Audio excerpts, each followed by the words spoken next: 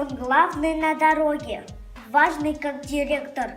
Строгим взглядом смотрит на всех автоинспектор, чтоб правила движения шоферы соблюдали. Стоит он днем и ночью у края магистрали. Машины непослушные он в ровный ряд построит. И знает нарушителя, что спорить с ним не стоит. Следит он за порядком, отгона поворота, сигналы светофора, не пропустил ли кто-то.